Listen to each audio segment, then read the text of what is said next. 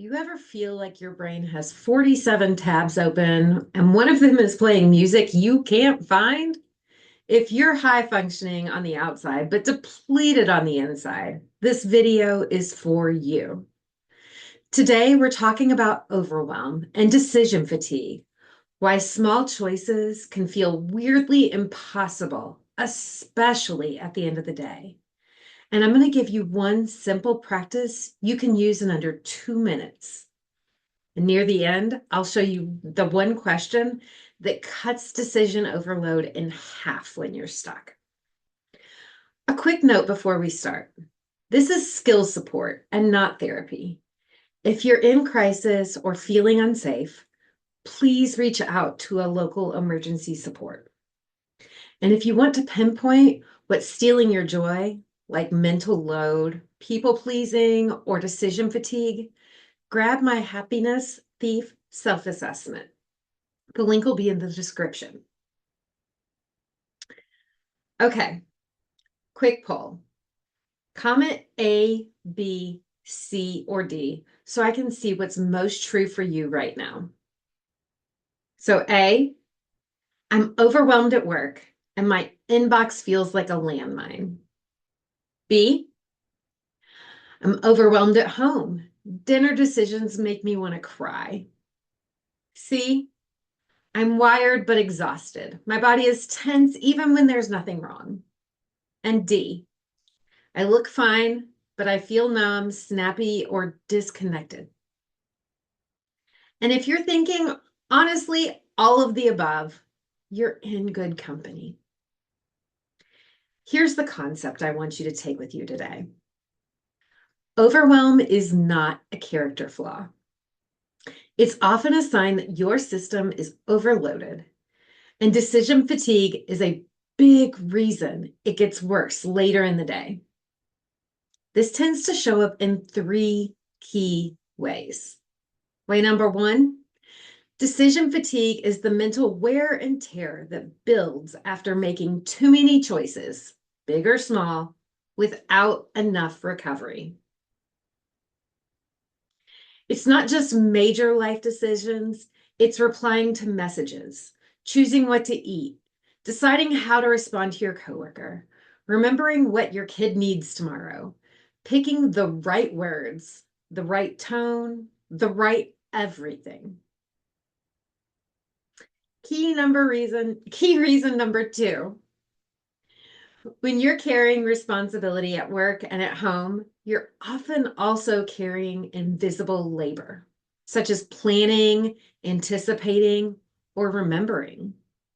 So even when you sit down, your brain is still running that same operating system. Key reason number three, overwhelm shows up more than your to-do list.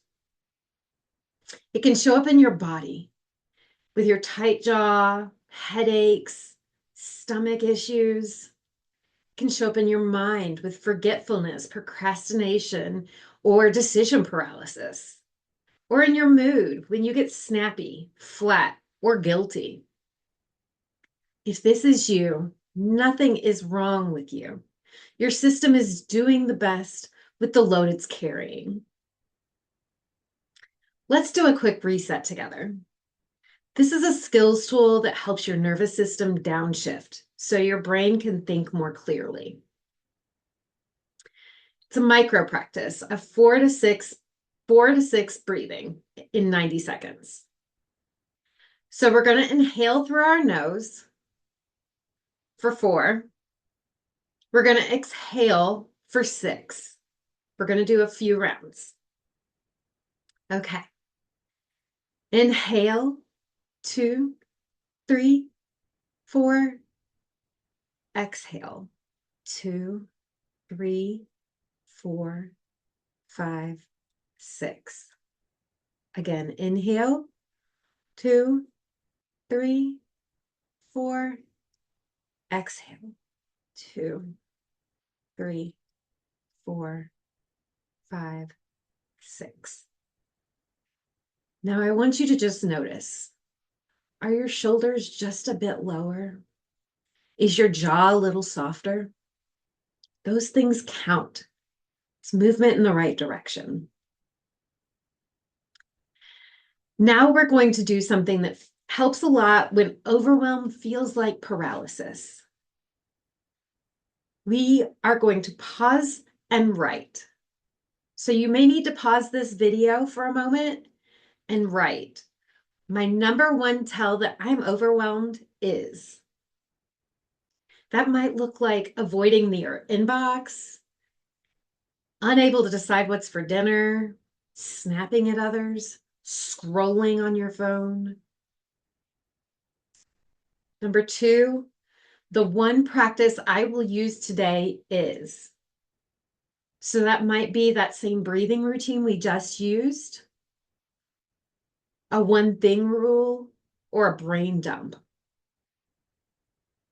And number three, one 24-hour boundary I'm setting is. Some examples of this might look like I'm not replying to anything after 7 p.m. I need 24 hours before I can commit to anything.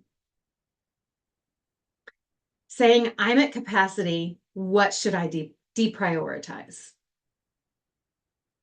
And if you just want to drop a letter, A, B, C, or D, and your 24-hour boundary in the comments, you might be surprised at how powerful it is to say it out loud and share it with public. Okay, two super common barriers that come up right here. Barrier number one, I don't have time for practices. Totally fair. When you're overloaded, even helpful things feel like just one more thing. So we keep it tiny. I want you to try this one little script to tell yourself. If I can't do a lot, I can do a little. 2 minutes is available. At work, you might try, I'm going to take 2 minutes and then I'll respond with a clearer answer. You're not being dramatic here. You're protecting your ability to make decisions. Barrier number two, people will be disappointed if I set a boundary. Yes, they sometimes will. And you can still choose what's sustainable for you. Here are 2 plug and play boundary scripts. Use them as you need them. Script 1. I can't take that on this week, but I can revisit it next Monday. Script 2. I'm at capacity right now. What would you like me to deprioritize? Notice how these scripts don't require you to over-explain. They simply create clarity. Okay, before you go, here's your next best step. If overwhelm and decision fatigue are showing up a lot for you lately, don't just push harder. Get clarity. Take my free Happiness Thief self-assessment. The link's in the description and in the comments. And it'll help you pinpoint what's stealing your joy, like that mental load, people pleasing, or decision fatigue. And it'll point you toward your next best step. And if you want more personal support to apply this to your real life, you can book a free session with me. We'll talk through what's feeling heavy right now and what would actually help. No pressure, just clarity. And if you're a leader or organization looking for practical and warm workshop for boundaries, burnout prevention, or mental load, I also have a speaking kit. And you can find that through my website and in the description. You deserve a path that helps you feel like you again. If this helped, please hit like, subscribe, and tell me in the comments which letter you were, A, B, C, or D, and what boundary you're trying for the next 24 hours.